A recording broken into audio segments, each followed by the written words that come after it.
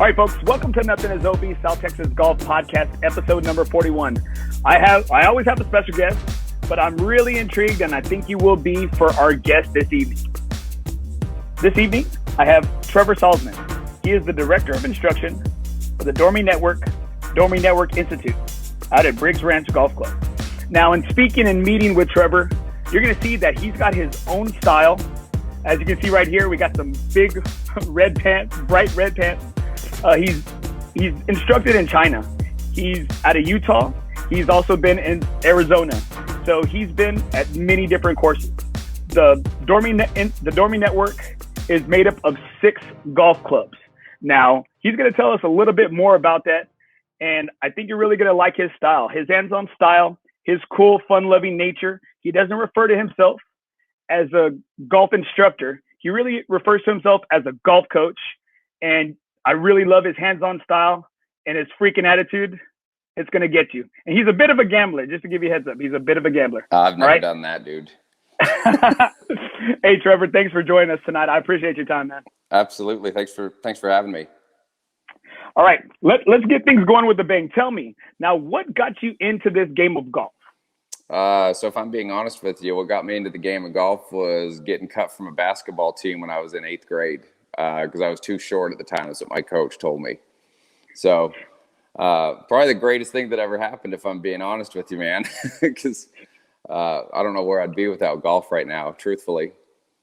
Well, so I guess that's why the other day you're talking a little bit about MJ. You got some of those MJ vibes, MJ stories that, hey, MJ got cut too, you got cut too, or what? Yeah, I didn't turn into the greatest basketball player to ever play the game, though. I'll tell you that much. My road went a little different than his. All right, so that's what got you into the game, and how did it all start, and where did it all start? So truthfully, like if I'm being honest with you guys, I was part of the Tiger Woods effect. I mean, literally the first golf tournament I ever watched was the Masters in '97. My dad's the one who introduced me to the game after I got cut from the basketball team that I was on, and I was like, all right, I'm done with basketball. And he's like, well, I'll give golf a shot. So, and really that's just from there, one thing led to another. And here I am now, I'm teaching the game for a living.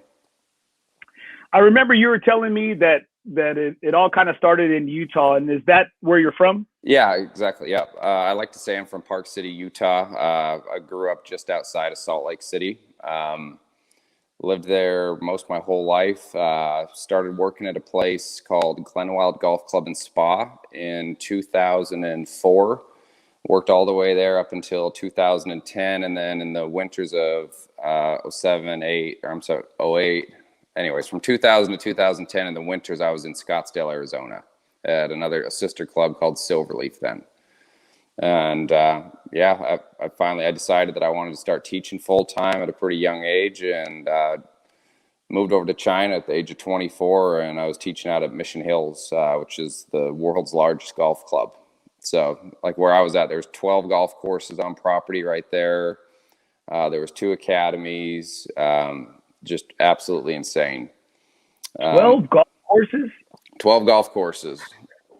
Crazy. So did they all, did they all span from the clubhouse, or was one maybe you had to shuttle here or shuttle there, or how did that all work? So they had 3 different properties that you'd have to take a shuttle bus to. So there, like where I was at on the Dongguan side, there was 1, 2, 3. There's 5 courses there, and then there was 5 courses on the Shenzhen side, and they had 2 higher end private ones. So, dang, man, that's crazy. Now, when we met the other day, you were telling me some certain things about China. How is golf in China so different than here in the States? Buddy, just expectations, my man. I'll never forget, like when I first started teaching over there. Literally, like the thing about teaching golf in China is they want results ASAP, which means like, okay, you get 5 swings. If these guys slice the living heck out of the golf ball, you better get them to hook it in less than 5. And so, I mean, it kind of helped mold me into the teacher that I am, that it's okay to go to extremes with teaching. If somebody's slicing it over here, it's okay if we take it, where the heck did my hand go? There it is. Yeah, it's okay that we go that we go really, really extreme to the other side, because then that gives us the ability to find where the middle ground is. Like as an example, people who slice it, I'm going to try and get them to hook it immediately so that they know the differences between those two feels. And then we can start to gravitate more towards the one that you like the most. And then we try and get it back to center, and we try and keep you as close to center as possible after that. So, I mean, I learned the extremes of teaching there immediately, getting results ASAP, where the way I was used to teach in the States before I went to China was, okay, everybody understands this is a process. I've got to get better I've got to get worse before I get better. All this all this stuff that we understood in the States. China is pretty new over there at that moment in time in 2010. I mean, golf's only been around 20 some years, something like that, I believe it was. And so they didn't know any of that stuff. It's just, well, I want to get better, and I want to get better now. I want to see something different immediately. I don't want to wait 2 months and get crappier before I start playing better golf. Like one of the biggest things in China is they have what you'd call face. So like you don't want to be embarrassed in front of. So if you're taking golf lessons, you better be getting better, or you better at least see something different where I'm not going to be a slicer anymore. I'm going to start hooking the golf ball. And then all my buddies see me hooking it when I used to slice it. Heck, that's how I ended up getting a lot of my businesses. I would just go extremes with teaching, and they'd be like, yeah, you want to hook the ball, you can go see Trev. I was like, yeah, I'll get you to hook it.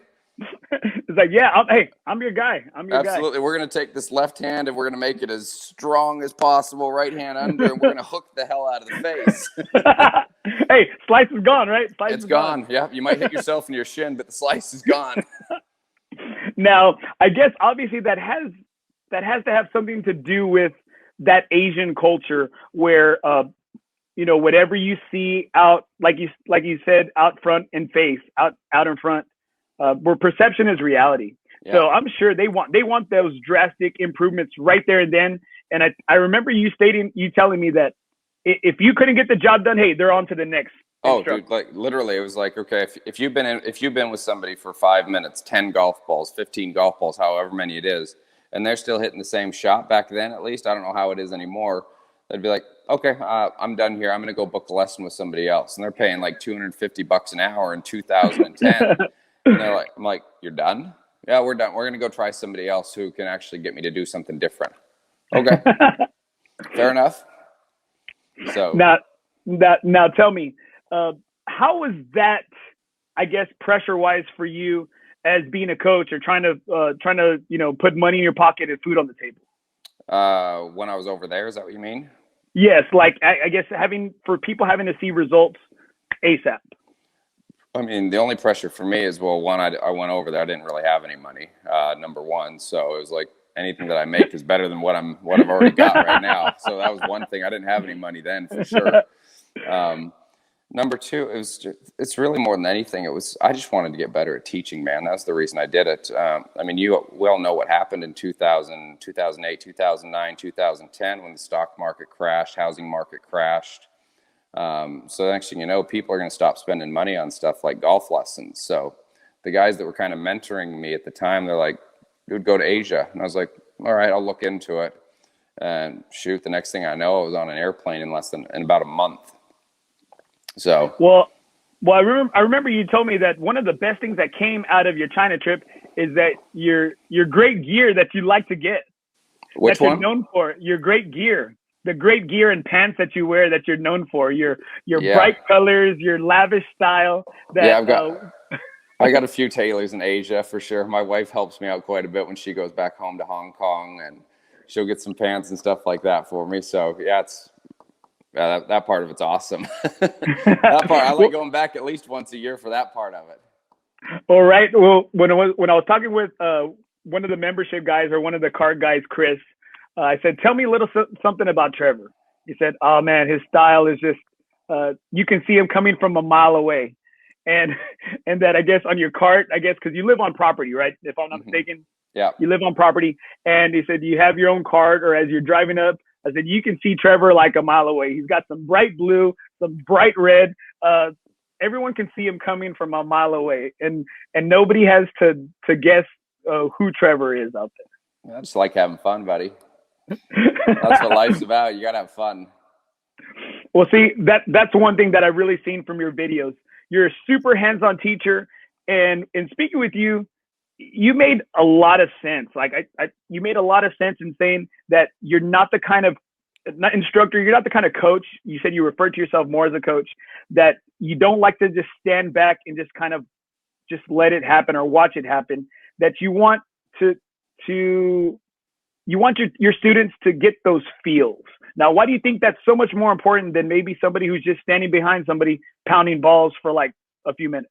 I mean, so here's the thing that I would say in that regard. People have the ability to copy feels. Like once we learn something and we can create something, we see something visually, we turn that into a feel. We now have the ability to start repeating that, especially if it's a feel that we like and we start seeing the golf ball respond. For me, the hardest thing I would say is it's really hard to try and copy thoughts. Like, I don't know how many rounds of golf you've played, but how many rounds of golf have you played where you're thinking about technique for 18 holes? None. Okay, well then you're one of the smarter human beings on planet Earth, dude.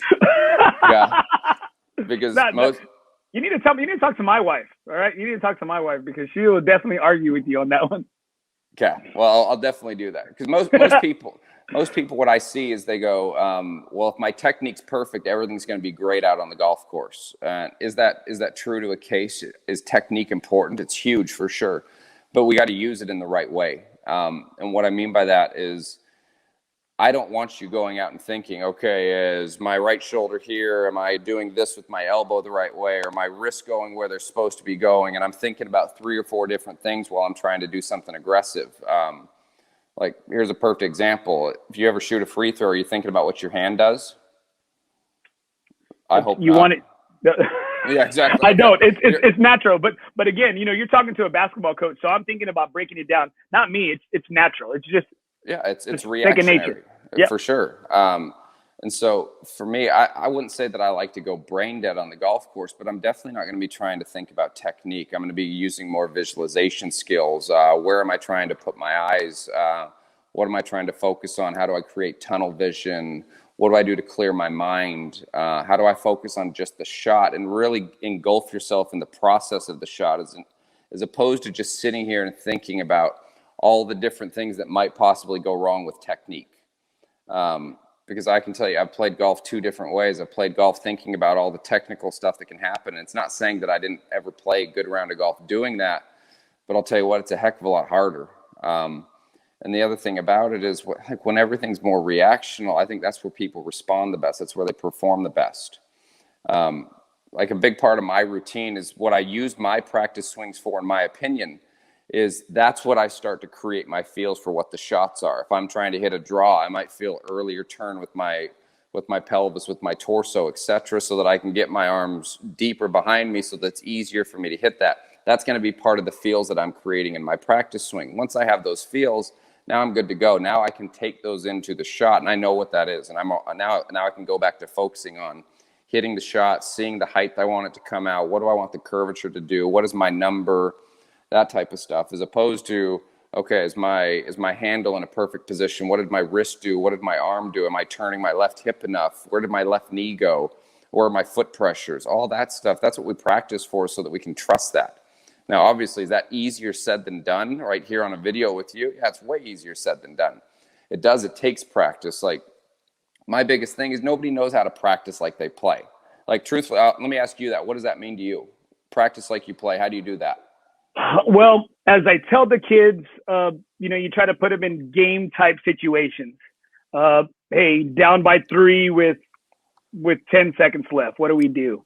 But you're right. I guess if game situations or on the course situations, hey, you're up against a tree, or you got to get up and down to say par or something like that, and you put those type of feels and those type of pressures on you. I would say that those are, like, I guess, game situations or game practice. Absolutely, it makes practice more interesting. Definitely doing that as opposed to just aimlessly hitting golf balls to hit golf balls. That's one thing I would say. Well, yes, and you say that, and again, like this shit's clicking right here. Like, I'm like, damn, you asked me a good question and I had an answer for you, and I'm like, why am I not practicing those things? Now, as a coach, I guess those some of the things that from, say, maybe a mid handicapper, maybe say somebody who's like maybe like a 10 or 8, are those some of the things that you're kind of refining out there on the range with them, or are you putting them in like certain situations? Hey, can you get yourself out of this trouble or hit this shot? Yeah, I mean, so let me say this: if I'm evaluating a player, let's say whether it's if it's a college player or a professional or something like that, it's going to be a slightly different evaluation process than what a 10 handicap would be or something like that. But I mean, I'm always going to want to start on the golf course with that person if I have that opportunity to. I definitely want to start on the course because now I get to see them under the gun where, okay, now one, they're probably more nervous because I'm watching them.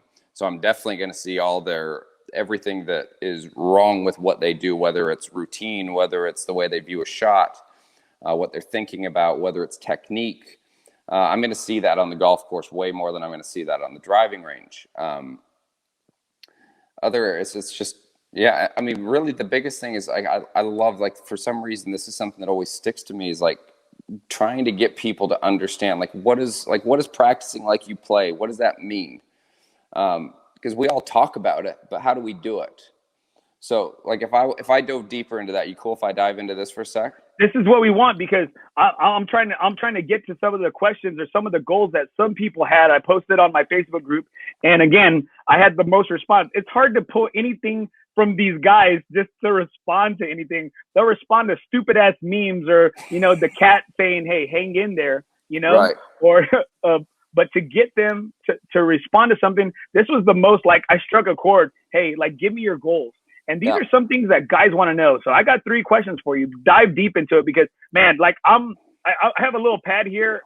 I need this juice, man. This is stuff that people want to know. Okay, so here's going to be my scenario. So when I say practice like you play, and what I'll do, I will do this. I'm going to have to find a way to airdrop this video to you.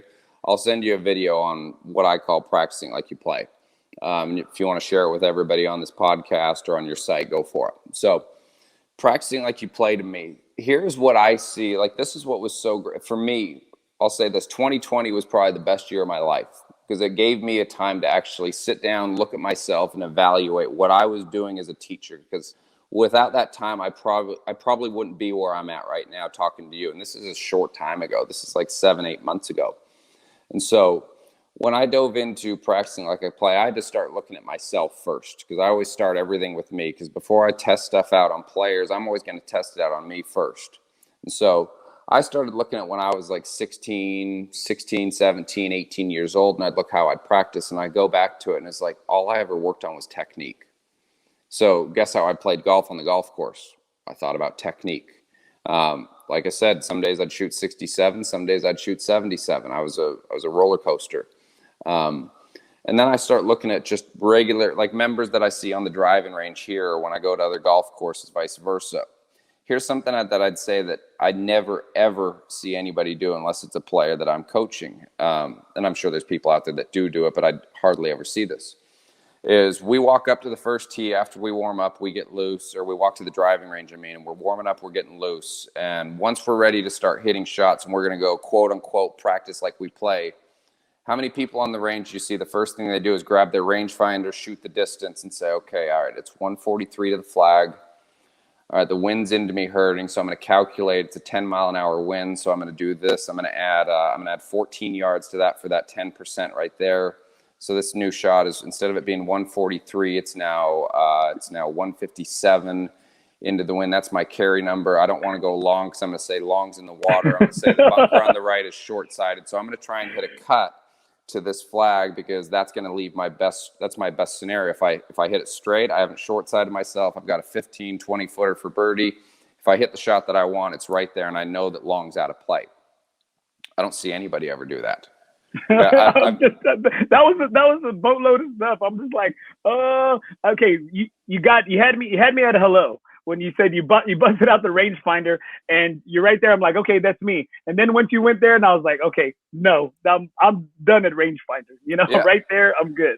So what I see out of most people is they say, okay, let's say we're working on wedges. They go, all right, there's the nearest flag. So they grab their 56, let's just call it that. They grab their sand wedge. The first one they hit comes up short.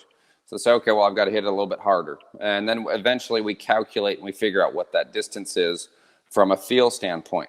Here's the issue. We have no idea how far we're carrying the golf ball. So, like, if I see a tour player, I see a college player doing this, I say to them, like, you're wasting your time, in my opinion.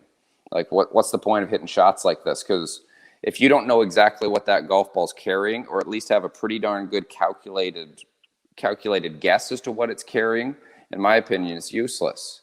And the reason being is, how many times do you go to the golf course and you say, okay, well, at least I've got 3 shots, so I'm going to hit the first one and see where that ends up, and then I'm going to figure out where the second one might be. The third one, I should be dialed in by now. We don't get the opportunities to do that on the golf course. So for me, I'm always going to try and figure out, if I'm practicing like I play, I want to carry it this, it's going to hop forward to X, and I want it to stop right about here if I'm hitting wedge shots. So like if I say, okay, I'm trying to hit let's say the 60 yards carry. Okay, that's going to be my sand wedge at 9 o'clock slow speed, or whatever it might be. Okay, at least now I know what my length of motion is. I know where I'm trying to hit it. I know how far I'm trying to carry it. And this, to me, this is what gets somebody into what I would call committing to a shot versus guessing. Because guessing, we don't get anywhere, in my opinion. Like, it's really, really hard to be good at what we do if we're guessing, or even worse than guessing is hoping. I hope to God that this somehow gets on the green. I hope to God that this somehow is in the middle of the fairway. But that's what I see most people do. And we wonder why we sit here and we get stuck in these ruts. And the problem is we probably got like 5 different swing thoughts. And so, okay, today this one didn't work, so I'm going to hop to number 2. And now when 2's not working, I'm going to hop over to number 3. And when 3 isn't working, I'm going to hop over to 4. And if 4 isn't working, now I'm on 5. And then I'm right back to number 1. And so then we get caught chasing ourselves in circles. And we wonder why the heck we never move up the ladder. Because we're doing the same thing over and over again, these 5 things, and we're expecting different results. That's the insanity, reason. Right? That's definition of insanity. That is right there, dude. I kid you not. That is the main reason why I have a job, is the definition of insanity. Because people do the same crap over and over again, and they expect different results. It's just insane to me. And when I was on the range with you the other day, I used to be such a negative person. At times when I'm on the court or when I'm coaching, I can point out more of the negatives than the positives. It's easy to do. It is. It's super easy. And one thing in watching you work with one of your students, man, like you had me pumped up. I said, damn, I knew I should have brought my clubs. I knew I should have brought my clubs. I was like, damn, they're in the truck. And I said, I don't know. But like, you got me energized because of your attitude, your positive attitude. And, you know, really, it was kind of like your reassurance to your student that it seems like you were just getting a boatload out of him in such a little time. Well, this isn't just a golf thing, in my opinion. This is a life thing. Every scenario that we're faced with, we get 2 options. We can either look at it in a positive light, or we can look at it in a negative light. And that's just a life thing right there. I mean, take 2020 as an example. How many people are going to say 2020 was crap? I'm going to say like 90% of everybody. That's all. You turn the news on, that's all we hear about is, oh my God, the worst year we've ever had. We've been in a pandemic. I'm stuck at home. Yeah, we get the opportunity. We can say it's crap if we want, or we can say, hey, like for me, I turned it into probably the best year of my life. And the reason being, I used that time effectively, in my opinion, to where I used it to evaluate what I was. I had time to finally sit down and evaluate what I was doing. We get the opportunity. It's the same thing in golf. We can stand up on the first hole of a golf course that's lined with houses left and right. We can say, shoot, this is an opportunity to break a window, or it's an opportunity to hit a fairway. It all depends on how we want to view it. And most of us are going to look at it and we're going to be like, holy crap, just please, God, don't break a window. You can go out of bounds. But don't break a window. And so then you think about it. That's the only thing that this focuses on. This is now focused on. It's not thinking about the fairway anymore. It's thinking about which window and which house do I not want to break. Okay, and so that's where all your attention's focused to. This is where we might have a natural dispersion pattern on a driving range. That's generally where I would say most people hit their best shots in golf. Number one reason, they don't give a crap. They don't care where it goes, because guess what? I can just rake another one and I can fix it if I don't hit it good. That's why I think people make better swings on a driving range. And then as soon as we get to number 1 tee, we add pressure on ourselves. We put pressure on our shoulders, and I have to play a good round. I'm playing with my buddies. I don't want to embarrass myself. I've got to play better. I've got to beat them. And next thing you know, you add so much pressure, and then you look down the fairway and you got houses left and right, and then it's like, oh my God, I'm content if I just hit a snake raper off the tee and it goes 100 yards as long as I don't hit a house. And so next thing you know, you're not even thinking about hitting a golf shot anymore. You're so focused on avoiding a situation that you don't want to.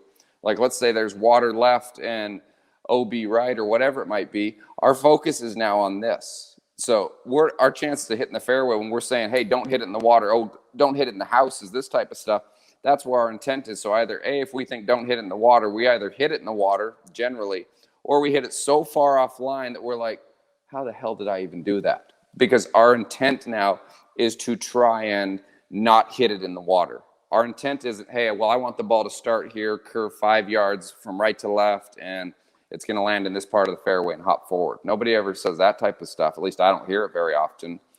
They look up. I didn't mean to cut you off, but I totally agree with you. I totally agree with you. In playing, you see the water to your right, and you're just saying, okay, it's two different types of mindsets. And I totally agree with you in that sense, because I tell myself anywhere but right. I can tell myself anywhere but right. And then I can tell myself, hey, hit it to the left of the water, or hit it right down, let me hit it in this side of the fairway. Yeah. And I find that I get better results when I said, you know what, let me go for the left side of the fairway, as opposed to don't go right, don't go right, don't go right. Because then we have a tendency. Guess what this here's? This here's fairway. Well, like when you said, hey, go down the right side of the fairway or turn it. This here's the word fairway. It doesn't hear don't. It doesn't hear do. It doesn't hear this type of stuff. So when you say don't hit it in the water, what this focuses on now, your intent is all on the water. I don't care what anybody says. You're thinking about water and water only. And either A, like I said, this is where you see the largest dispersions out of not just pros, not just college players. I mean, you see it out of scratch golfers, 10 handicaps, 20 handicaps, because our intent is now, all right, the water.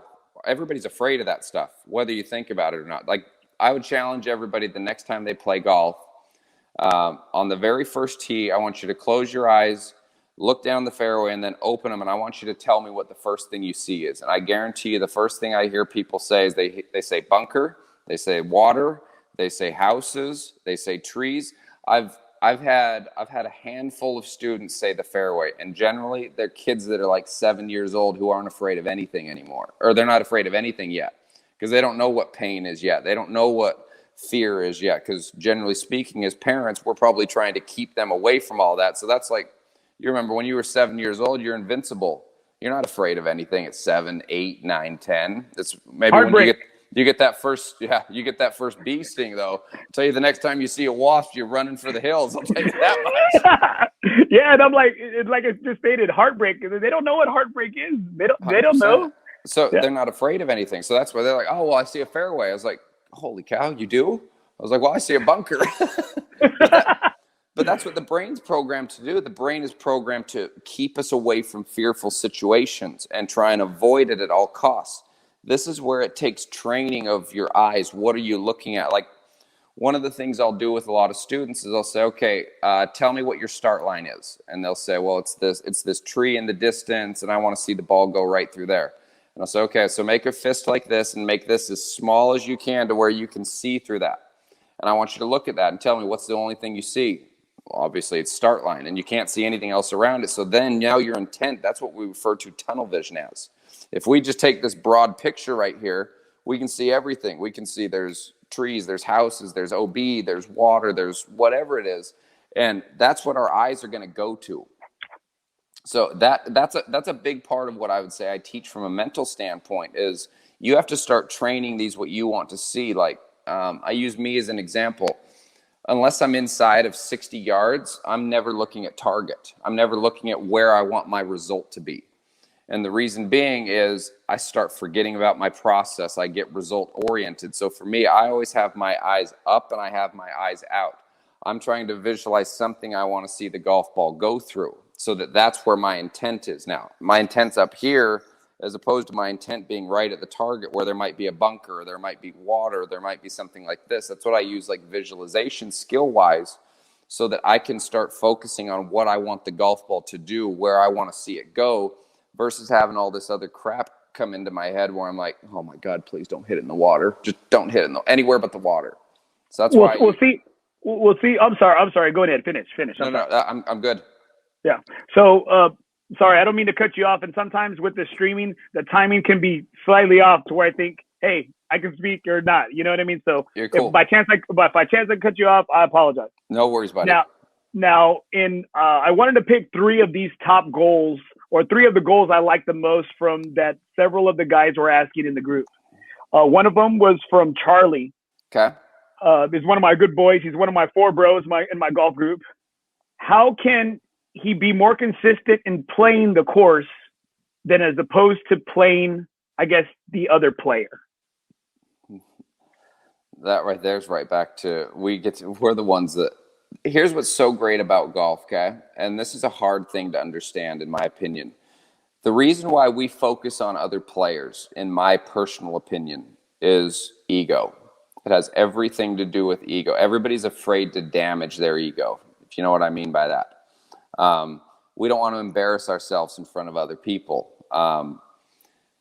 That's just a viewpoint right there. Like, here's the thing. Your buddy that you're playing golf with, is there anything you can do to ruin his round of golf? I mean, I guess you could throw stuff at him when he's trying to swing. That would be one way to beat him quicker. Or maybe say stuff in their backswing or something like that. Right. Really break the rules of etiquette. But here's the thing: if you're intimidated by your buddy, whose fault is that? That's on you. Okay? Like, here's the thing: you have zero control over anything that this person is going to do. You have no control over what he chooses for a distance. You have no control over what he chooses for a club. You have no control over the shot selection that he picks. Like, there's nothing that you can do to change what this person can do. This is like one of my least favorite goals that I get from people day in and day out is they set score goals. And for me, that's what I set my whole life growing up, and all you're doing is setting yourself up for disappointment. Like, if I use this as an example, I remember I had a round of golf one time. I went out and I shot 68. I hit 18 greens, literally played a flawless round of golf, and I got beat by 3. And the kid that I was playing against, he shot 65. He hit 11 greens. I hit 18 greens. He chipped in 3 times. And what can I do about that? There's not a damn thing. Exactly. There's nothing that I can do. I played a better round of golf. Okay. Here's the thing. Long term, is he going to beat me 4 rounds consecutively? Probably not. It's probably not in odds favor right there. But there's like this is one thing that I've completely thrown out the window forever. I'm not in control of what anybody else does. And for me, I'm not even going to focus any attention on what anybody else does. It's not me saying that I'm going to be cocky or not say good shot to somebody after they hit a good shot, but there's nothing I can do to change what they do. And that's what's so great about this game is here, the only person that we're competing against is ourselves, and we're competing against the golf course. And everybody has to compete against the exact same thing, themselves and the golf course. And there's nothing that we can do that can interfere with what the other person does. If we're focusing more of our intent on that person's winning all day long. There's nothing we can do about that. And that's the choice that we get to make as a person right there, in my opinion. So for me, like, my best piece of advice is learn how to have fun. Learn how to learn how to focus on what you can control, because that is one thing that we can always do. We can control our controllables. We can control our setup. We can control our actions. We can control our process that we take into a golf shot. But the one thing that we can't control is what somebody else does. And if they play a better round of golf than us, then, I mean, kudos to them. Hats off. Now, right here. Okay, I got a question right here. Trevor, yeah. Connor says hello. My son had the opportunity to take lessons with Trevor. One of Trevor's best ability in coaching, in my opinion, is the connection he has with his students. There you go. Okay. Love it. Yeah, shoot. Connor's hey, man, awesome. You know, I know Connor. He's a good cat. He's awesome. Who's Connor? I think he plays over at GCT. Is Sean his dad? Is Sean the green? Exactly, one of the greenskeepers? Yeah. He's got a nice little game. He's got a nice little awesome. game. Kid's got such a good attitude too. It's like, and that's one of the hardest things to teach is attitude, how you perceive stuff. The kid's got one of the best heads on him I've ever met. Like, I love spending time with that kid. He's a rock star. I'm gonna tell you, he wears the Bryson DeChambeau little he's got the flat bill. Yeah. Well, I'm like, hey, you got to have some game if you're rocking those hats. You got to have some game. Either that or you're like an 80-year-old man. You know, it's one or the other. It's self-confidence right there, my man. Self-confidence. He's got it. He's got it, man. I guess that comes from the Trevor Salzman school of fashion, right? Maybe we can call it that, whatever you want to call it. All right. So I totally agree with you there because that's one thing for me. That's one thing I always try to tell my kids. And as a coach, just like you stated, you can only control the controllables, and you can. It's something I always tell them. I said, there's three things. I said this to my girls yesterday because yesterday was their last practice. And I'm telling, and just like you stated and how you talk to your kids and your students and your beliefs, is that you're really trying to teach them, yes, the game of golf, but you know what? In the game of golf, it's kind of like life. A lot of it's like life. You're going to get a bad lie. You're going to get a bad break, like you stated, a bad bounce, or you're going to get those lucky breaks. And three things I told them yesterday. I said, there's three things you can control. Can you be coachable? Can you, your attitude? And three, your effort. Those are things that as coaches, we cannot coach. Like if you can't bring those every day, then you know what? You're not going to improve. And it seems like you build your kids up and your students, not only your kids. I mean, because you were working with I think a 60-year-old guy the other day, and he left feeling like a freaking $1 million, you That's know? the goal. And I felt that, you know, and that gives me goosebumps as a coach, as a teacher, like, because you love to see that, you know, that smile, you know, that smirk, you know, that air of confidence. And that's the thing that I see that you do with your students. Like whether, hey, they might have come to you a little broken, but you might have been able to kind of piece them back together. Yeah, absolutely. It's just everything comes back to, in my opinion, is like, why does everybody play golf? What do you play? What's the main reason you play golf? Honestly, there's two reasons why. And I told you this the other day. It's a way for me to stay close to my dad, even though we're in two different cities. It's just, if I'm talking about the game, like right now, he's on my mind. He's on my mind. If I'm chipping, putting, anything having to do with golf, I'm close to him. Yeah. And the second one is I'm a 41-year-old, 5'4" on good days. It's good. The air's got to be real clear. The sky's got to be perfect. You know, short little Mexican. I can no longer put my heart and effort into playing pickup basketball or flag football because I take shit too personal. I want to get in the fight every time. Amen. So I'm trying to put this battle and this intensity and my competitiveness I have into something. And golf just gives me all of those feels. Golf gives me all of those. I can scratch that itch. I can get some of that side action. I can put some skin in the game. And I get those feels where, you know, I want to be in the thick of things. I want to compete. And it gives me still a chance to cut the mustard. Yep. And if I one up you one more time right there, all those things to me, they all lead back to having fun. I agree. No, I totally agree. And another one, and that's why I do it, because it's a fun damn game.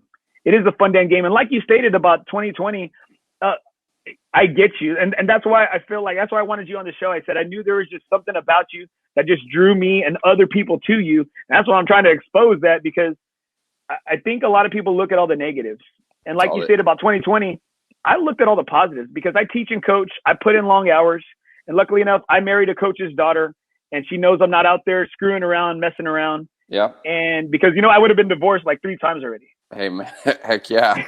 And so I felt like this quarantine, this time, I felt like I gained some years back I might have lost with my kids and my family.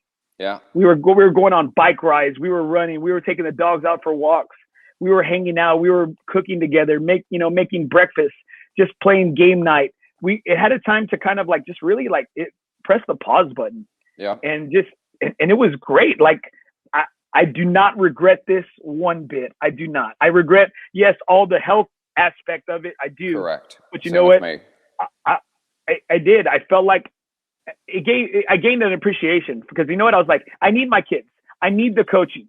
I need that feel that I can improve and help somebody to be a better person. And I'm sure that was what it was for you, because you told me the other day that you don't play competitive golf anymore because you want to teach and coach. Yeah, this is what I've dedicated my life to. Yeah. Well, tell me, so how did you get to be the director of instruction for such a badass network? Because if anyone's stepped on Briggs property or any of these Dormie Network properties, they're freaking gold, dude. Yeah. Yeah. Truthfully, the thing that really drove me to come in here was, my first visit here back in 2013. the driving range, dude. As soon as I saw the driving range, I was like, yeah, I could definitely make this place home.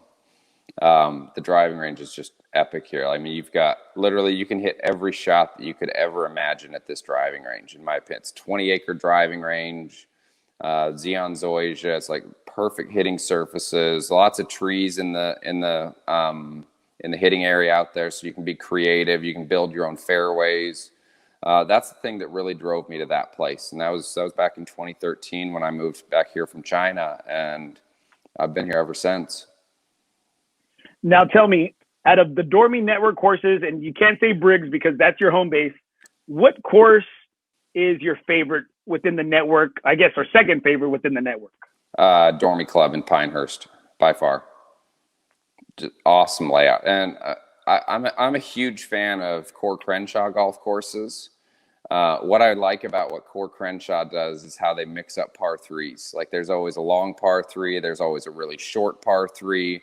So like when you go to Core Crenshaw courses, most of them that I've played, is you have a very different variety of shots that you hit into par threes. Like truthfully, one of my favorite types of holes in all of golf are short par threes. I love having like a little wedge in my hand for a short par three, crazy green where you've got to be precise with it. Like that's my favorite stuff right there. And that's what Core Crenshaw does, and Dormie Club's epic. I mean, they've got one par three that I think it's 112 yards. Those awesome. mess with me. I'd rather have like 150, 160, so I can take like a full like 7-iron, or a full like 8. It's a lot of touch, it's a lot of little touch. Dude, it makes you think a lot. You're sitting there, you're like, okay, it's 110 yards. Should I tee it up? Should I not tee it up? I don't know. I've never really teed up a sand wedge before. So it makes you think a lot more. That's what I like about what Crenshaw does. And as I've gotten older, I like that. I like that about courses that really make you think. Yeah, and that's where the game gets fun, and that's where you have to be creative. Absolutely. Now, one thing about your golf club, when you go in there, it's like you hear the heaven, you hear you hear the heavens open up and luckily enough, I was there to meet you on a great day. I guess they were doing like executives versus executives, or they were playing some sort of executive game, and they had the pit going. They had some mesquite burning over there. Like I was just like, damn. I said, you know what? I was like, this really is like a heavenly place. I mean, man, you got some good BBQ, on the grill going on over here. It's class A the way they do it, dude. It's as good as it gets. It looks really nice. I like how they have, I guess, what are those cottages or there that's across the street? Casitas. Currently we've got 24 beds on property currently. We got 9 more casitas we're getting ready to build. So we're going to have 60 beds on property by sometime in 2020. Oh, that's 2021. Sorry, 2021. I'm still trying to get used to saying 2021. Right. That's what I'm saying, man. You know what? Still 2019 is what that's my go-to. Yeah. When in doubt, 2019. All right. I got one more goal right here. Esteban Roblendo, he said he wants to be more consistent on the tee, and that's the major weakness of his game. What are some things that you could do to help you, I guess, get more consistent? Number one is create a ball pattern that you can trust. And like for me, I'm very willing to say this to everybody right now, is I'm always going to try and get a player initially too far under the plane. I'm going to try and get them too far inside out to where they're hitting start right draws, because that's when I can then teach them how to rotate to where we can zero everything out. And again, the reason I say that is if you look at tour players, what are most tour players misses? Do they miss it left or they miss it right? They generally overdraw it. I guess because they're trying to draw, because I guess if you draw, from what I hear, you get more yardage. I guess if you're drawing, or generally because the face is closing down more. Mm-hmm. So you look at tour players, they miss that. Their miss is they overdraw it. Okay, we look at the average golfer. What's their miss? Oh, slice the right. Oh yeah, 4 right. Mm-hmm. Okay. So, 4 right. 4 right. Okay. So it's a big slice right. So that's going to be someone who doesn't turn very much in the backswing. Arms come over the top. They steepen it out and they create a lot of spin on the golf ball. So my number one thing I would say, if you want to become a better driver of the golf ball, is make sure you're swinging inside out. Make sure you're at least on plane or under the plane. because that's going to give you the ability, one, to hit up on the golf ball, and two, it's going to give you the ability to draw it, and number three, you can start turning that into a ball pattern. Okay, now you say that. So as we talk about an inside-out swing, I'm going to show a clip of one of your students. Okay, cool. And you showed it to me, and at first glance, I looked at it, and I was just like, well, what's wrong with it? And I said, hold on, let me look at this again. And then I'm starting to see some kind of little funky things in here, which gives a guy like me hope. It gives a guy like me hope. All right, so we're going to go ahead and hit this video. Good make. Beautiful. Okay, now I don't think people got a good impression of that because of maybe how strong the clip was. So, Truthfully, can you tell me a little bit about his? Can you do it one more time? It didn't show up on my feed. Oh, okay. Maybe let's see. Let's try this right here. Good make. Beautiful. Yeah. So everybody. So let me ask you. I'm going to ask you first. What's your take when you first see that? Okay. In watching the video, I noticed his hands as he hit his take back, or how his hands. There's something that kind of goes with his hands on his takeaway. Okay. And I guess I kind of noticed that as he kind of rounds as he's going up to the top. Mm-hmm. Maybe like how I guess I'd say like it's a different version of Matthew Wolff. Maybe not so drastic, but I guess I don't know if it's something having to do with his hands as he brings it in, or his hip really rotates, something of that nature. That's what I saw. Yeah. So if you look at, I'm looking at this swing right now as we talk about it. So the first thing,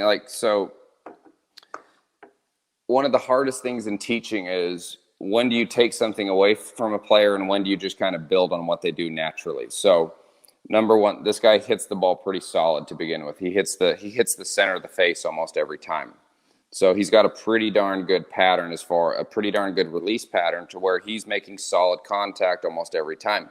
However, obviously, we see the club, it gets way across the line at the top. It gets way across the line. What he struggles with is when he gets across the line at the top and his, I don't know how to do this sitting down, sorry, but when he gets across the line at the top and his hands start moving closer to his head, that's when he starts to get in trouble, because that means that he's not turning enough in his backswing to where he doesn't have adequate handle depth. You think about it. So that iron shot that you looked at right there, that was a 7-iron that he carried almost 200 yards. That's a regular lofted 7-iron. That's a 35-degree 7-iron. That's not a 28 or 29-degree 7-iron. That's actually a 6-iron or a 5-iron. It's a normal lofted 7-iron. So you think about it. One of the advantages to what he does, and he obviously has the ability to repeat it. This is not me saying that I teach every single person to do this at the top. That I want to make clear. I've never told anybody to do this. He brought that to me naturally, and I just decided not to take it away. So he brought that to me naturally. But if you think about it, so when he's got the club across the line right there, what's it doing is it starts to shallow out and it moves back this direction. How much speed is that golf club picking up as it's moving in that route? It's like if you had a what are those called? Like the rope and stuff that you throw at cattle and stuff like that. Lasso. Yeah. As you're doing this, that's picking up momentum. That's picking up speed. That's one of his biggest speed levers right there, is the movement of the club going from across the line back to shallow. We just have to make sure that he does that where he's got enough handle depth, because he knows how to get the golf club back inside. His problem is when he gets it too close to his head, he drops it inside, his hands get too far out, and he has to pull across it, and so he struggles with a two-way miss when he doesn't turn enough on the way back, which then doesn't create enough handle depth for him. And then from there, now we've got work to do more with his spine, to where we can get his lower spine elongating more so that he can turn his pelvis better.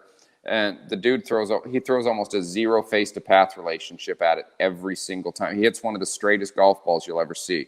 He's a big dude. He's a big dude as well. Is he like a mid-amateur player or what? Exactly. Yeah, he would be closer to like a scratch golfer. He wants to start competing in more so he wants to try and play in some USGA events, that type of stuff this year. And the guy's got all the speed in the world to do it, and he makes it look really easy. But my point being, and this isn't just me knocking coaches or anything like that, because here's the thing: when we're coaches, and I want everybody to understand this, as coaches, all we're trying to do is we're trying to help a person out. Like, I don't believe in looking at somebody else and saying, oh, well, what that guy's doing is crap. because that's not fair to that person, because that person's actually trying to help him out. I mean, I deal with it all the time with stuff that I post on social media where people get on there and say, oh, that sucks, that's terrible. I mean, how could you ever teach something like that? I mean, it used to bother me. I could give a crap now what anybody says. It doesn't make a difference to me, because I'm just trying to help the person that I'm trying to help. But in his instance, you'd look at that, and most coaches are probably going to try and change that position of where that club is at the top. I'm not going to, because he gets that golf club back to shell. I'm just trying to make it get into a slightly better position at P5, P6, to where we can actually start to use turn more to his advantage, which might speed him up more. But more importantly, it gives him more of an ability to repeat a softer draw, you could call it, or a straight shot. Because most people probably look at that swing and say, oh my God, that's going everywhere. The guy's got one of the best ball patterns you'll ever see. He freaking bombs it. And again, just from seeing like somebody that has a different type of swing, like a Matthew Wolf and even Ricky Fowler, I think his swing's a little funky. And then DJ with, his wrist turn or his wrist flip. And you know what? There's so many different ways to get the job done. And so that's why I'm curious to how these guys make their swing work. And me too. Like I'd like to think I have a different practice swing than I do have a swing, that where I'm making contact with the ball, and I'm trying to get, some of those feels here. And that's something I was talking with my wife. I said, I'm so excited for this podcast. Because again, I'm one of these golfers that I've never worked with an instructor. I may have been evaluated by one, like on a TrackMan, and obviously gone to Golf Galaxy and stuff. And then I was evaluated by my buddy Ray Garza with On Par Golf out of Mission del Lago.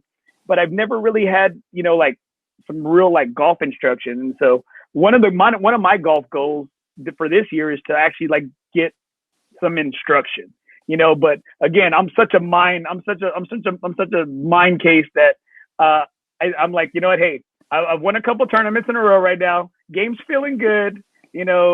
Confidence. I'm real confident right off the tee box. And I said, I don't want to mess with anything right now. Okay. Right here, what you're talking about right there. This is something that every single person should take to heart. Okay. Do not fix what's working. Do not fix. If everything is going exactly how you want it to go, and you look at your golf swing on video and you say, oh God, I wish my arm was in a better position there though. Dude, that is, in my opinion, that is the kiss of death. Don't fix what's working until there's a reason that it's not creating the ball pattern that you want, or it's not creating the start line, the curvature, the height, etc., and you're not getting to the numbers that you're trying to get to. Don't fix it. Literally, play golf. Get better at getting to certain distances. Get better at practicing more like you play. Do the things that are going to make you play better golf, because you're already swinging it good. You're hitting it good. You're hitting shots that you want to hit. Don't fix what's working. Work on things that are going to help better what you're already doing good, like practicing like you play, bettering your routine, getting better at course management, getting better distance control. Start working on getting to numbers. That's one of my favorite games to do with a bunch of my players is I'll say to them, okay, we're just gonna go randoms, and I'll throw out there. I'll say, okay, 173 is the random, and I'll give you plus or minus 3 on either side. Okay, we'll say if you're taking the plus 3, that means you're trying to take short out of play. If you're taking the minus 3, you're trying to take long out of play, but it has to fall inside of that 3-yard area right there.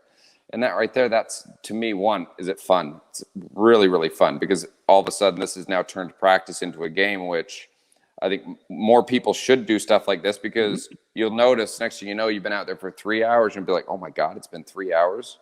I started at 2, it's 5 o'clock. That's fun. Yeah. And that's when you get better right there. If you're going out there and you're like, oh my God, has it been an hour yet? Screw it. I'm just going home or whatever. I'm going to go play golf because I'm not practicing very good. That just means you're not having fun. You don't know how to structure your practice. It also means that I always go back to this. You don't know how to practice like you play, because those are the types of things that will make you better. So if you're hitting the golf ball good, you're creating patterns that you want to create, everything's going the way that you want it to go, don't fix it. Again, you were talking to me about Tiger. You were talking to me about Tiger when we were out there on the range, about how he changed some things when he was with Butch, and that he was always tinkering. He was always tinkering and I know it drove you nuts. It drove you nuts about how Tiger did that. Yeah, here's one thing that I will tell you, that it's probably one of the best life lessons, well, not life lessons. It's probably one of the best golf lessons that I've ever had for myself. So I got the opportunity in 2000, and I believe it was 2007. It may have been 2008. I can't remember exactly what year it was, but it was when the World Golf Championship was at Dove Mountain in Tempe, Arizona, and so it was the match play. And I got the opportunity to go watch him hit golf balls on the range for about 3 hours roughly. And I remember he did two things that I've never seen any human being in my entire life ever do. It's something I incorporate to the way that I teach right now. So the first thing he did for this 3 hour practice session, this dude teed up every golf ball that he hit. Best player in the world, hands down. I remember watching him peg almost every single golf ball in the ground, and I'm going, that's kind of weird. Like, the guy hits the ball better than any player on planet Earth right now, and he's teeing up golf balls on the driving range. Why would he do that? And so I remember asking myself that question. The second thing he did, for about 45 minutes, he was making full back swings, full through swings with a 7-iron, but he was only hitting them about 30 yards. And I remember going, he's got Vijay Singh to his right. He had Stuart Appleby to his left, and they're just pelting the flag. I mean, literally every golf ball looks like it's going to go in. They hit the golf ball so straight. And here's Tiger making full swings, and he's chipping golf balls 30 yards. And I'm sitting here going, I'm like 21 or 22 at the time. And I'm going, what in the world's he doing there? Like, why is he making a full swing and shots going 30 yards? And he does this for like 30 minutes. And then after that, then he starts hitting 7-irons that start carrying about 100 yards, and then they start carrying about 125 yards, and then they make it up to about 150 yards. And he does this all the way up until he gets to what his full throttle 7-iron is. So what people don't realize about Tiger is, in my opinion, I think what he was doing, and I've heard this from other people as well, is this dude changed his golf swing 4 times a year, prepping for majors. And so the only way that he could actually make that change, I mean, because you think about it, from the Masters to the U.S. Open back then, you had about a month. And then from the U.S. Open to the British Open, you had about a month. And then the British Open to the PGA, you had about a month. So you've only got 1 month to, if you're going to change your golf swing, you don't have very much time to get it ready to compete at the highest level that anybody's ever going to compete at. And so he used slow motion cadence work to where he would find the feels that he wanted to. And when they repeated at 10% backswing, 10% through swing, then he'd move it up to 10% backswing, 30% through. And then up to 1050, and then up to 1070, and then all the way up to like 1090 or whatever his full speed was. And that's how he progressively got through change significantly quicker. And now we sit and we look back at most of us. What are we doing? We're grabbing our 7-iron and we're saying, hey, I hit mine like 190 yards. I hit it 200 yards. How far can you hit it? And then we're just going Mach 10s. We're trying to make change, and we wonder why we never get anywhere. Because we never actually give ourselves time to slow it down enough to where we can actually learn what those feels are. And then we can say, okay, well, if I can do it at 10% speed, I can probably bump it up to where I can do it at 30 now. It's just like this. Like, what'd you learn how to do before you learned how to run? Did you just wake up and start? Exactly. Okay. Yeah. You had to crawl. You had to walk. Everything's a progression. Everything's a process. We don't just go from point A to result. There's things that have to fit in between there in order for us to be successful. And if we want to get better at making change, one of my biggest things that I'd say to everybody is learn how to do it slow first. Stand in front of a mirror, learn what the actual movements in motion are, firstly in front of a mirror. So now you know what it looks like. Now you know what it feels like. Now you can take that to the driving range and start to experiment with it or video it and see if it's looking like the picture that you painted in front of a mirror. Dude, that's one of the biggest reasons why nobody gets anywhere with changing their golf swing, is because they never give themselves the time, and they never allow themselves to slow it down to where they can actually physically make change, in my opinion. Well, you say that, and it's a professional opinion. So that ain't just anybody's opinion. That's a professional opinion. And in stating that, you're not the first person I've heard. You know, a lot of good golfers and guys that are, 2 handicaps, 3 handicaps, those are things. Hey, get some mirror work in. Yep. Get some mirror work in, and they're like, hey, just get in front of the mirror, and you just like you stated, and those are some things that we as 10 handicaps like myself, 10.3, that that those are some things that we don't do. But when we do some of those things, we are getting some of those feels and some of those swing patterns that we are looking for. Now, switching gears a little bit here, a little bit lighter side of golf. Yeah. What's your favorite golf movie? Oh my God, by far it's Caddyshack. There's no doubt. It'd be the original favorite character. Bill Murray in that movie is just epic. Like, there's nothing better than that. Carl. Yeah, Carl. Carl is epic. The Havoc Camps. Yeah. my favorite is when he's like, hey, what does he say? He's like, hey, Dolly, what about something for my trouble? Yeah. Dude, I absolutely love that. The second one almost ruined it, though, dude. I like this. Okay, I'm going to tell you. I never saw the first. I saw the second one first because I'm 41 years old. I saw the second one first, and I actually liked the second one. I'm not a Jackie Gleason or Mason. I can't remember which Jackie it is, but I like it, and I love Chevy Chase's character. He always plays great. Ty Webb. Yeah. I love his just nonchalant and his one-liner. Epic. He's telling Jack Artunian. He goes, hey, Jack, by chance, do you have a sister? And he's like, no. He's like, you're a cute guy. By chance, do you have a sister? And he's like, no. I don't know. The first one's pretty good, dude. I thought the second one wasn't quite as good as the first one, but Caddyshack's epic. Tin Cup would be a very close second. Tin Cup's pretty cool. Roy McAvoy. Hey, Texas. Yeah. That's in Texas, man. Absolutely. Texas boys. All right. Okay, next thing. Outside of Briggs Ranch, favorite golf course in this area or in the South Texas area? Brackenridge. And why? In this area, I love that. It's a cool old school golf course. I think it's one of the best golf courses for juniors to learn how to play golf on. Brackenridge is awesome. It is. It's a charming, and you can feel, if you're into this game and you love this game, and this game does a lot of the things that it does for me, it gives me those feels. It gives me a chance to compete. It keeps me close to my dad. You can kind of feel like there's a lot of spirit in that course. There's a lot of charm. There's a lot of charm in it.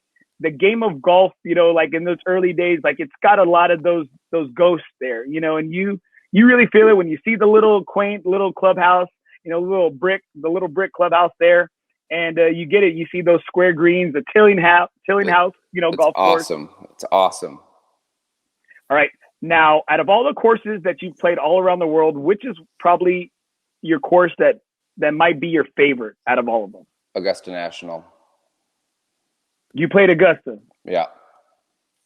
How did you get on? I can't tell you. Otherwise, I'd have to break a rule. I can't tell you. Okay. Hey, I like it. But you're supposed to say I'd have to kill you. Like I tell you, but I'd have to kill you. Yeah.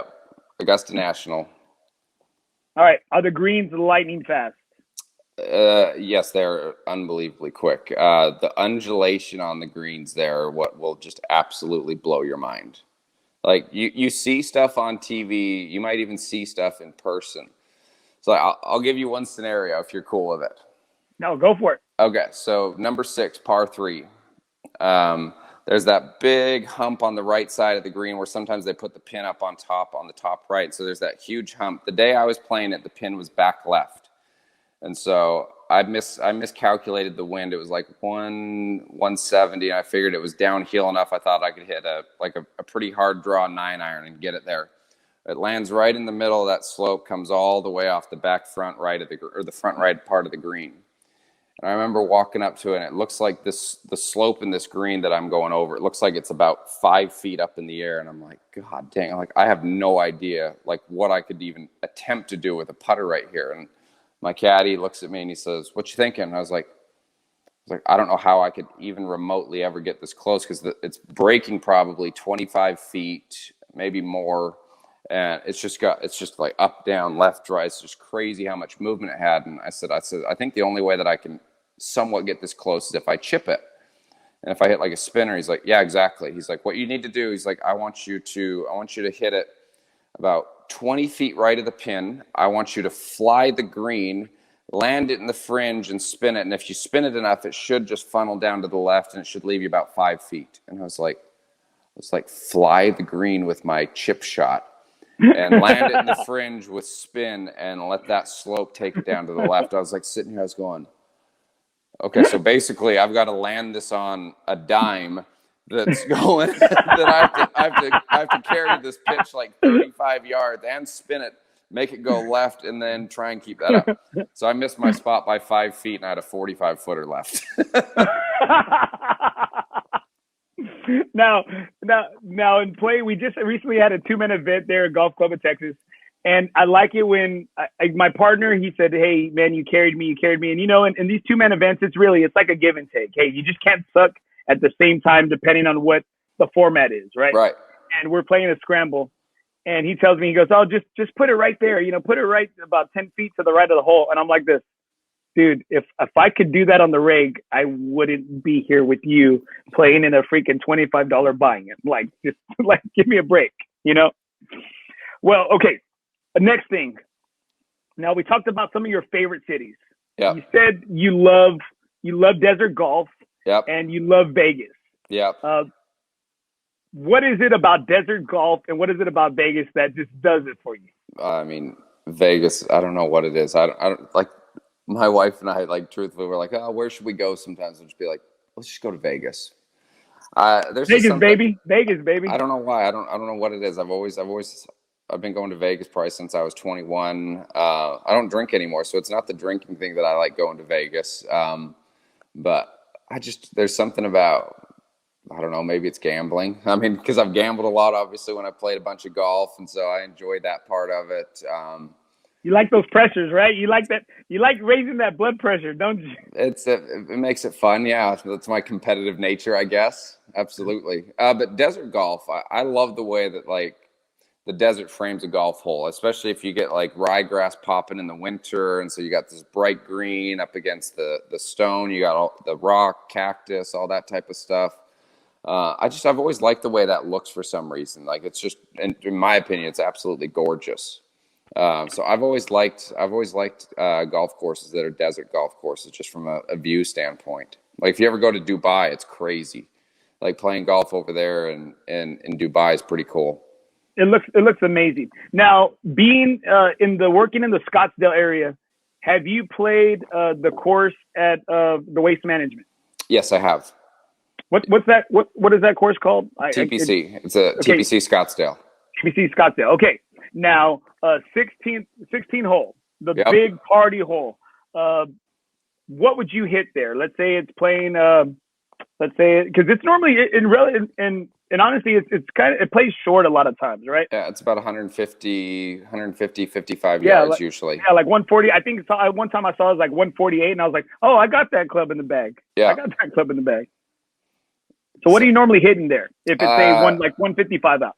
So if I was 155 out in normal conditions without 30,000 people in the stands screaming and knowing that I'm going to get absolutely filet mignon if I miss the green or something like that.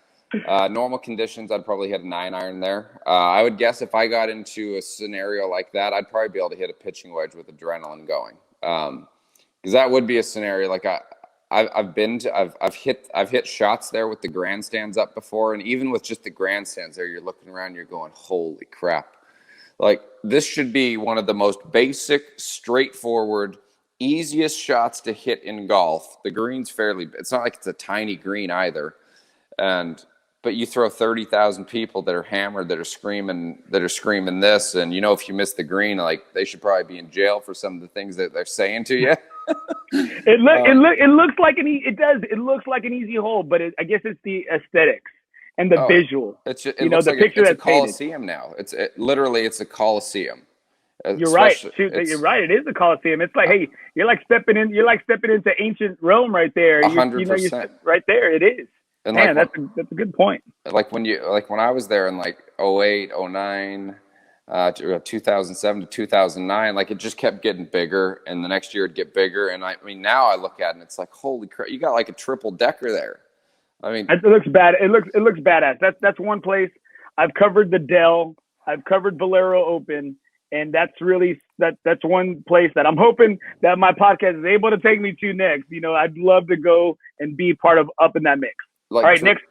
Go for Truthfully, it. Go for it. the only thing they haven't done there, they just need to build a hotel on top of it. That's the only thing they're missing there in Scottsdale on 16 is put a hotel on top of that. Oh, man, right? This really make it, or maybe like go like you said, triple. Maybe one more, like an open kind of like how they have it at the Diamondbacks or like in Colorado. They got Right. that pool, got a little jacuzzi, little area right there. Absolutely.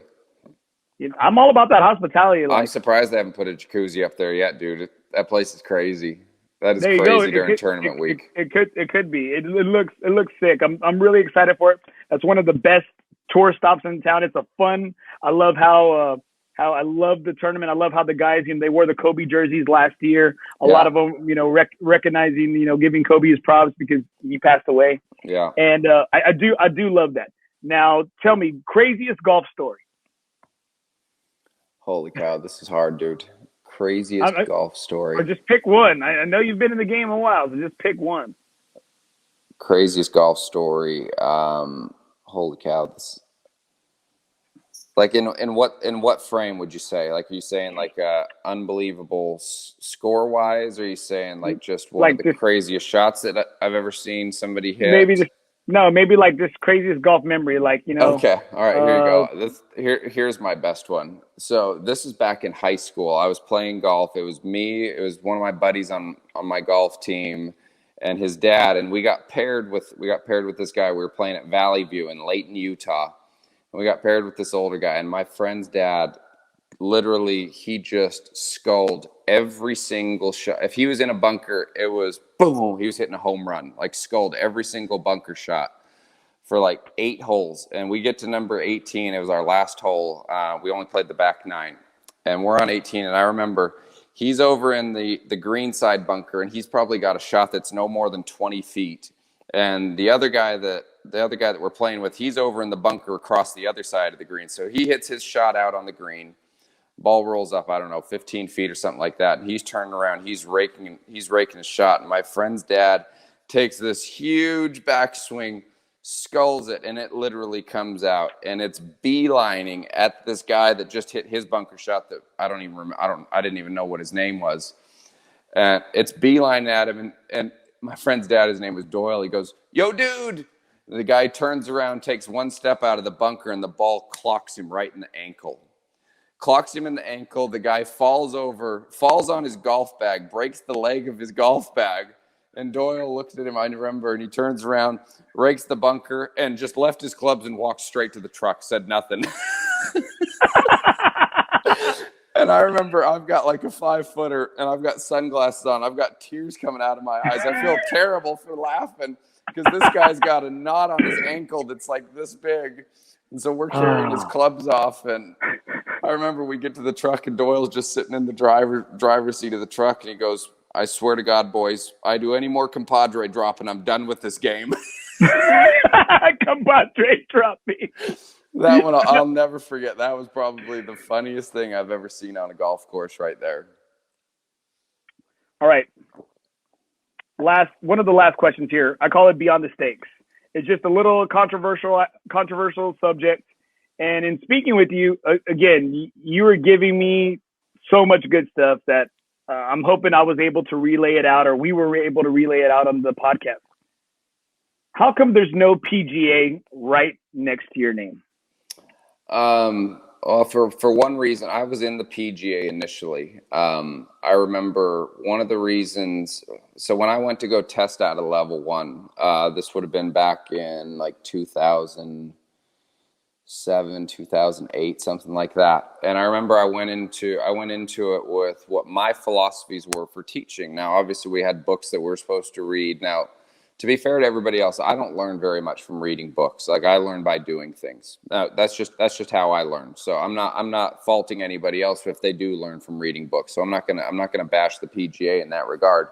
But I failed the teaching portion of the PGA, the test that I had to take, because I said what my views were on ball flight laws. I said face controlled start direction, path controlled more curvature, and that wasn't the right answer, and they didn't like that, and so. Obviously, I ended up changing it to where I would pass the test. Okay, so be it. For some reason, it just left a sour taste in my mouth, and then I ended up moving to China, and so I never got back into the PGA. And Here's the thing. I would say this: is the PGA good? It's great. It's great for a lot of people.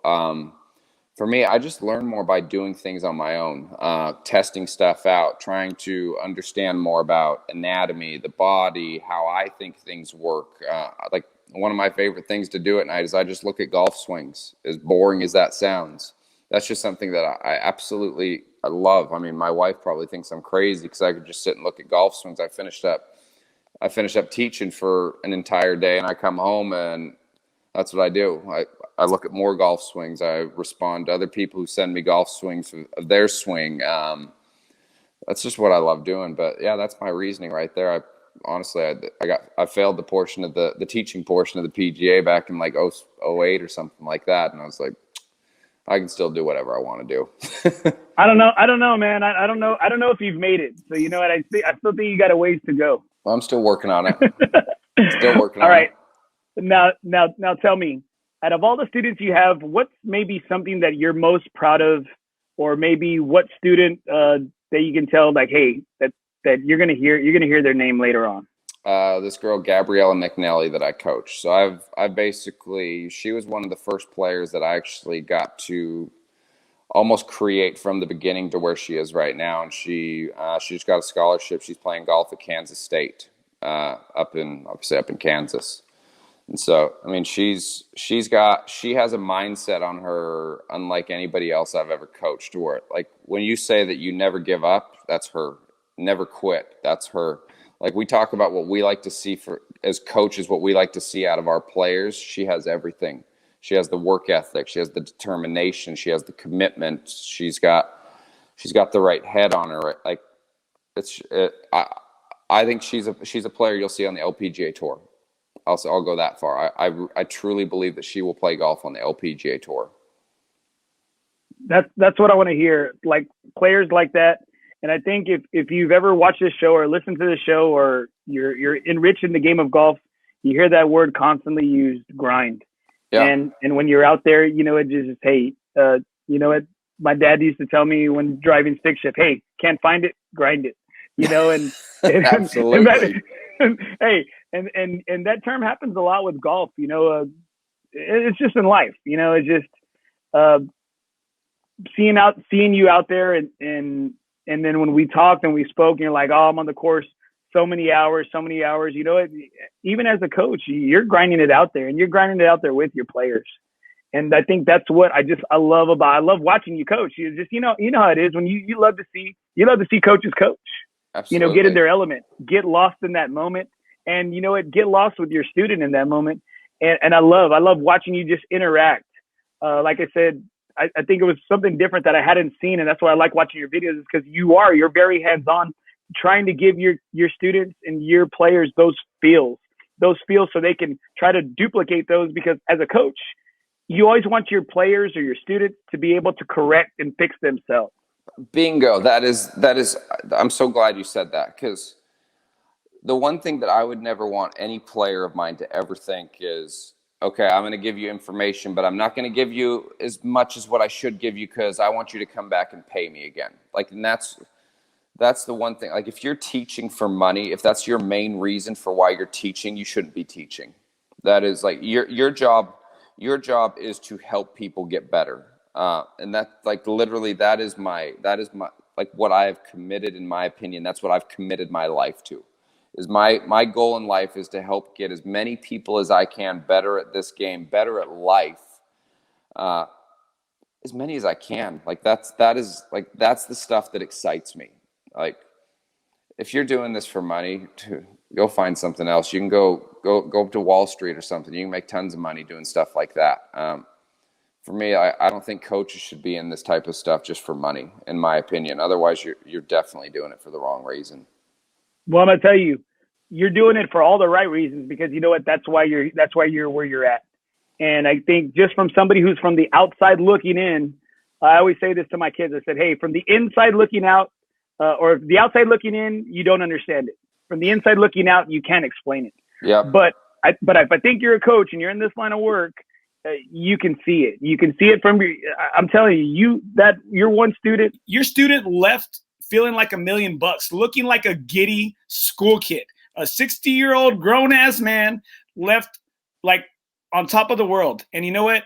That's what I think more people need, coaches like you. And from the great coaches, from the great guys, from the great guys, you see that. You see that they're not in it for the money, and that they're like, look, if I have to coach you 5 times, for you to just get everything, or for you to finally feel comfortable, then I'm not doing my job. Yep. 100%. 100%. Like communication, like that's the one thing, like you've got to communicate with your players. Like that's one of the things that I would say I harp on most of my players the most, is I'm like, you got to communicate with me, send me videos, let me know how stuff's going, because ultimately my job is to help you get better and better and better at what you do. It's not just come for a lesson and then, okay, I'll see you in a month or something like that, or I'll see you in 2 weeks or wherever it is, and I don't want to hear from you until then. Like the number of messages I get on a daily basis from all the players that I coach, like truthfully, is it a lot? Yeah, it's a lot, but that's cool. I love that. That's what I love doing. I mean, there's nothing better than getting a message when somebody says, dude, I can't believe I'm able to do what I do with golf right now. Like I never thought that this was possible. That's the best feeling. When somebody says that, that's like, there's nothing that motivates me more and more to get better than a message like that. Like those are like moments those are messages that you screenshot and you save and you look at during times when things aren't going the way you want to. And you're like, okay, this is the reason why I'm still in this. This is why I'm doing what I do right now, is to get messages and stuff like that, because you're making a difference in somebody's life. And that's it's a blast, man. Last question. Who are you playing your last round of golf with? I would play with my dad. I wish I could play with my grandfather as well, who passed away. That'd be the 2 people I'd play golf with. If my last round of golf, that'd be it, because they're the 2 people that had they're the ones that had the biggest input on why I'm doing what I do right now from a younger age. They're the ones that got me involved in golf, and those would be the 2 people I'd want to spend it with. Well, Trevor, I'm gonna tell you, dude. I'm hoping that people got a little insight to how your mentality works and how you think and how you teach and how you coach. I'm gonna tell you, I told you this the other day. I said I don't do this show for somebody else, or I don't. I ask the questions I want to ask, and I do it because of the feelings that I get. And throughout this conversation, you've given me goosebumps. You've taught me things that I know, that maybe I don't want to know, that I hear, that I want to hear, and maybe not want to hear. Absolutely. But how can people reach out to you? Because do you just work with kids, or you just work with students that are in the Briggs or that are in the Dormie Network, or can people outside of that network come and see you? Absolutely. Anybody's welcome. What I'll do is I'll shoot you over all my contact info. Can you post that or something? Yeah, I can post it. Yes, I can post it in the show notes. Cool. I'll shoot you over all my contact information, and then truthfully, feel free to have them reach out to me in that regard, and then we'll get you out. We got to get you out there too, dude. No, hey, I'm not messing. Like you told me, I'm gonna take some good advice from a professional. I'm not gonna mess with anything right now. All right, when it's time to mess with something. That's right. When the wheels fall off, when the wheels are falling off, man. We'll at least get together and play some golf or something. All right, brother. Hey, if you could stay on just for a little bit right here, I'm just gonna kind of close out. If you would just mind staying on, I'd appreciate it. Yeah, absolutely. All right. Well, thank you so much, man. I appreciate your time. Absolutely. Thank you. Thanks for having me. Hey guys, I hope you enjoyed the show with Trevor. He's a gem in this game of golf. He's a gem in this city of San Antonio. You want to reach out to him. He is on Instagram. He is Trevor Salzman Golf on Facebook. Please hit him up. He's something special. He's different. Like several other of the pros I've had on here, Carlos Brown, Robert Vasquez. These guys march to the beat of their own drum. They're not out here to take your money. They're out here to get you better. And I think he's one of the guys that can really do that. Thanks for tuning into the show. I hope you enjoyed. Please click subscribe, iTunes, Spotify, iHeartRadio, YouTube channel. The winner of the round of 4 for right here. Let's see, for Golf Club of Texas. All right. And it's on YouTube. So make sure, I'm hoping I can be able to tag him, is Mike Garcia. Mike Garcia, congrats. Make sure, Mike, I can reach out to you and get you that round of 4 for free to the Golf Club of Texas.